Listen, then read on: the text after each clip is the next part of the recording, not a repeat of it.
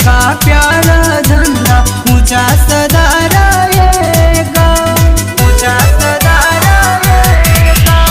हिंद देश का प्यारा झंडा ऊंचा सदा रहेगा। हिंद देश का प्यारा झंडा ऊंचा सदा रहेगा। हिंद देश का प्यारा झंडा ऊंचा सदा रहेगा। केसरिया बल भरने वाला श्वेत रंग सचाई, केसरिया बल भरने वाला श्वेत रंग सचाई। हरा रंग है, हरा रंग है हरी हमारी धरती की अंगराई। हरा रंग है हरी हमारी धरती की अंगराई।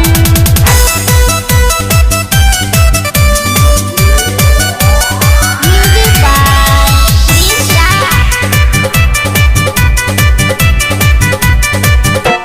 आता है चक्र हमारा कदम नहीं रुकेगा, तिरंगा मेरी शान है कभी नहीं झुकेगा, तिरंगा मेरी शान है कभी नहीं झुकेगा। आता है चक्र हमारा कदम नहीं रुकेगा, तिरंगा मेरी शान है कभी नहीं झुकेगा, तिरंगा मेरी शान है कभी नहीं झुकेगा। पौरुष है सदियों का अति खून धारा नदियों का, खून धारा नदियों का।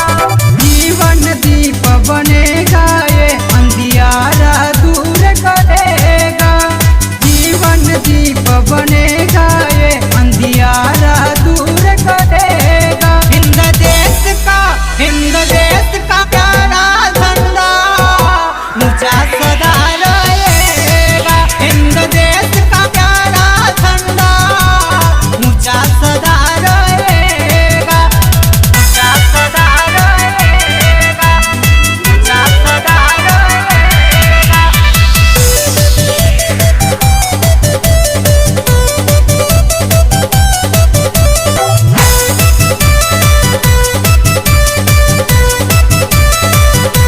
आसमान में फहराए तिरंगा सागर में लहराएंगे, कहाँ कहाँ जाए झंडा संदेशा सुनाएंगे, कहाँ कहाँ जाए झंडा संदेशा सुनाएंगे। आसमान में फहराए तिरंगा सागर में लहराएंगे, कहाँ कहाँ जाए झंडा संदेशा सुनाएंगे, कहाँ कहाँ जाए झंडा संदेशा सुनाएंगे। न्याय के लिए लहू सदा बहेगा, आजाद हिंद यह दुनिया कहेगा, आजाद हिंद यह दुनिया कहेगा।